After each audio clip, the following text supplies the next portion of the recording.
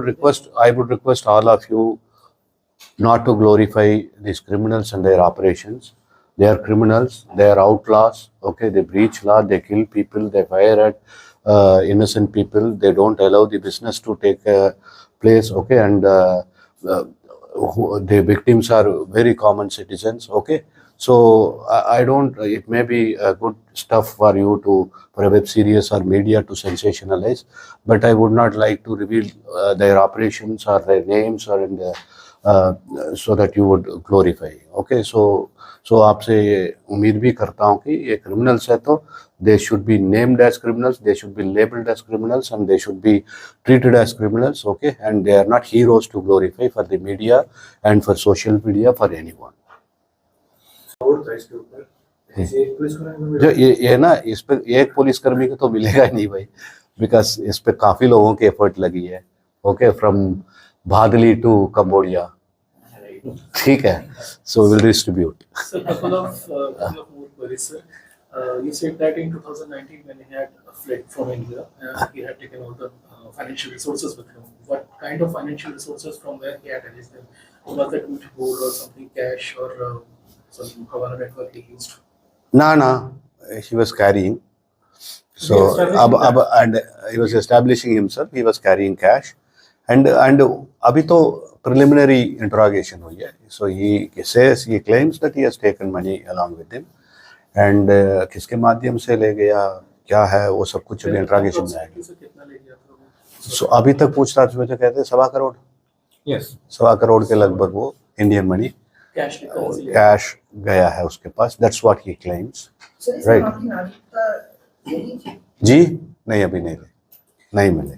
और भी लोग हमारे बाहर है ना सर. इसमें बार बार एक चीज सामने आ रही है कि जितने भी तमाम गैंगस्टर हैं वो पासपोर्ट बनवाकर यहाँ से फरार हो रहे हैं, तो क्या ये बहुत बड़ा लफ्ज नहीं है सर?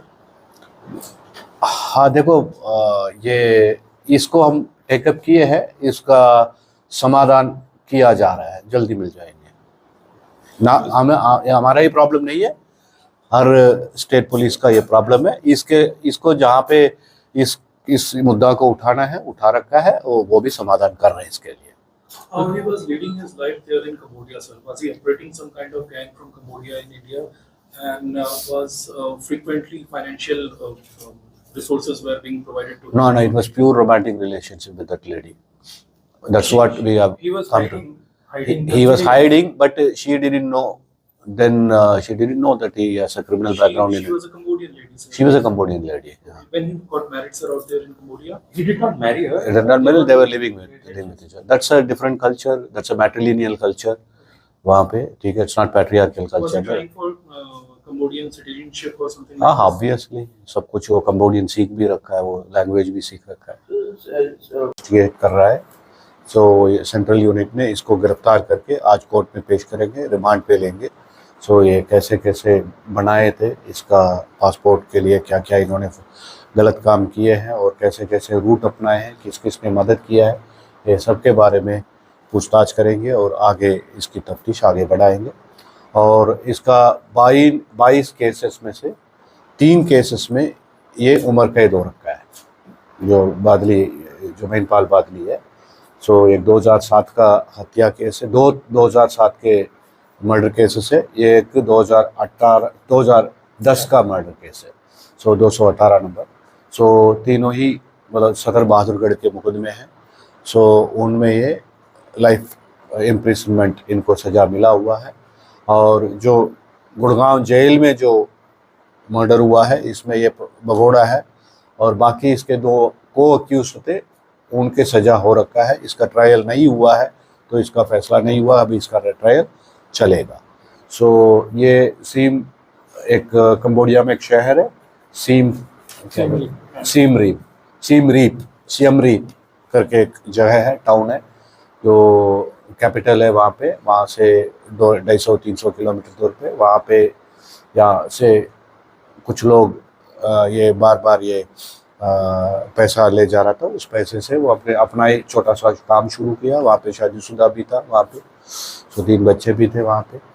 तो इसको बिल्कुल ही यहाँ पे हिंदुस्तान में अभी तक जो पूछताछ में बता रहे हैं कि मैं किसी से वहाँ पहुँचने के बाद किसी से बातचीत नहीं किया, कनेक्ट नहीं किया है। तो लेकिन अब बताएगा भी तो यही बताएगा, अब रिमांड पे, पूछताछ पे, सो क्या क्या इसने किया है, कैसे कैसे वहाँ पहुँचा है, क्या क्या किया है, सब कुछ पता चलेगा। थाईलैंड वगैरह गया है। सर और बहुत सारी चुनौतियां हैं बीते कुछ दिनों में, जिस तरह से पिछले गुड़गांव के अंदर एक के बाद एक वारदात को अंजाम दिया जा रहा है, सब ट्रेस भी हो गए, पकड़े भी गए। हिमांशु भाऊ और रोहित सरधानिया, कैसे इनकी गिरफ्तारी को मुमकिन कर पाएगी एसटीएफ? नहीं, चुनौतियां हैं, इसलिए एसटीएफ है, और वो चुनौतियों का सामना भी किया है और उनको गिरफ्तार भी किया है। और आप जानते ही हैं किस तरह से गिरफ्तार हुए हैं, और चाहे वो एलवीस यादव के घर पे हुआ हो, और उसके पहले 2 वारदातें मर्डर हुआ है, और एक और सिंगर के सामने फायरिंग किया है, सभी पकड़े गए हैं। सो 2 या 3 अभी नहीं पकड़े गए, उनके लिए भी कोशिश जारी है। जल्दी इसी तरह जैसे इनको पकड़े हैं उसी तरह उनको भी पकड़ेंगे। So how many more? There are many cases in process, but I cannot reveal everything here. So in the last 3 years, how many deportation has been executed by STF Haryana? It is the 8th one in last 2 years. This was the sir? 8th one. 8th one in last 2 years. Before that also we had, I think 5-6 had been deported earlier also. Deportation and extradition. Deportation. And we have been pioneer, and we have been doing very good work. STF Haryana since its establishment has been doing good job in, as far as the deportation is sir concerned. इसमें कितने नामी gangster रहे हैं शायद? हाँ जी, जो deportation. So the STF, देखो STF deals only with the rewarded gangsters only. So whoever has been reported are all the gangsters. अभी जो so far. Recently we were able to bring Rahul Kala Khairampuria, खालन खैरपुरिया, उसके पहले जून, Joginder ग्योंग. Kunal Jus. It takes a bit longer time when people are sitting. Raju Basodi, Kala Rana, so in his previous tenure they came, okay. So if you, it takes time actually. Joginder ग्योंग की जो शुरुआत है, मेहनत है, when I was CP, when I was IGSTF started, and it happened last year. And इनका सिमर ने शुरू किया था when I was IG here. So अभी इसकी कामयाबी अब मिली है. So it's time taking process because it is lot of coordination, cooperation between countries have to take place. So इसलिए थोड़ा टाइम लगता है, लेकिन एक बार लोकेट होने के बाद हम छोड़ते नहीं, पीछे पड़ के we bring them back. Himanshu भाऊ की क्या जो सरगर्मियां बढ़ी हैं सर पिछले कुछ दिनों में, वो तो काफ़ी दिनों से उसकी चल रही, not कुछ दिनों में. So he has been into these kind of activities almost since 2024 जनवरी से ज़्यादा ही बढ़ गया है, जो जब से गोहाना में हुई है. So we have been behind him. So we are hopeful that we are able to, once he was located, he was detained also in USA, but again he had disappeared from there. So but we are on क्या लगता है sir कि job. Lawrence का syndicate और कौशल का syndicate, एक syndicate Himanshu भाऊ खुद का खड़ा करने में लगा है सर? ये assumptions के लिए मेरे पास जवाब नहीं है. कोई syndicate नहीं है. They are criminals, okay? They are third-rate criminals, and they will get what they deserve. So these criminals sitting outside. जैसे पिछले 2-3 साल से STF काम करता आ रहा है, जो विदेश में बैठ के जो क्राइम की भूमिका निभा रहे थे, काफ़ी क्रिमिनल्स को STF ने पीछे भी डिपोर्ट किए हैं. उस कड़ी में आज एक और कामयाबी मिली है STF को, और वसीम अकरम इन्होंने अपनी टीम के साथ एक हमारे मोस्ट वांटेड क्रिमिनल है, बादली से बिलोंग करते हैं, मेनपाल, उनको डिपोर्ट करके लाए हैं, एस्कॉर्ट करके. सो ये मेनपाल जो है, he is called Deela also, Mainpal उर्फ डीला, और बादली गांव के रहने वाला है. और इसके खिलाफ काफ़ी मुकदमे दर्ज है, 22 के लगभग मुकदमे दर्ज है, और मर्डर, अटेम्प्ट टू मर्डर, काफ़ी कुछ है. और आप लोग अगर जानते हो तो 2014 में एक गुड़गांव जेल के अंदर एक मर्डर हुआ था, तो उस पे ये प्रोक्लेम्ड अफेंडर भी है, भगोड़ा भी है. सो ये कैदी थे, कन्विक्ट, कई बार परोल पे आए थे. और जब मैं SP जज्जर था STF आने के पहले, उस टाइम पे भी परोल के लिए अप्लाई किया था, बड़ा स्ट्रांग डिसेंट नोट दिया था, जिस पे इसको परोल नहीं मिला. समहाउ अगले 3 महीने इसको परोल मिल गया था 2018 में, जुलाई में. उस परोल से जंप किया है इन्होंने.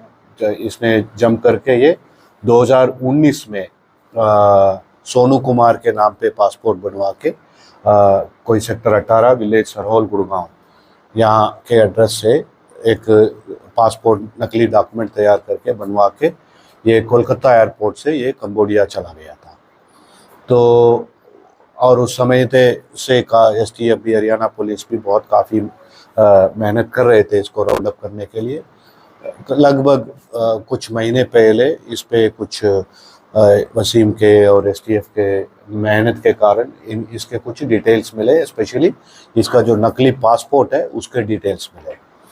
तो उस नकली पासपोर्ट तो ओरिजिनल है, लेकिन जो नकली डॉक्यूमेंट्स पे जो पासपोर्ट बना रखा था उस डॉक्यूमेंट्स के बेसिस पे इन्होंने केंद्रीय एजेंसीज के साथ मैटर को टेकअप किया है, जो स्पेशली जो NCB होती है, जो CBI में जो नेशनल सेंट्रल ब्यूरो जो इंटरपोल के जो NCB है, CBI है, उनके साथ टेकअप किया है। उन्होंने कंसर्न एजेंसीज के साथ टेकअप किया है और कंबोडियन लॉ एनफोर्समेंट एजेंसी के साथ टेकअप किया है। उसके बाद काफ़ी मेहनत के बाद कम से कम 1-1.5 महीने के बाद पहले इसको कंबोडियन अथॉरिटीज़ ने इसको वहाँ पे डिटेन किया है, डिटेंशन सेंटर में रखा हुआ था।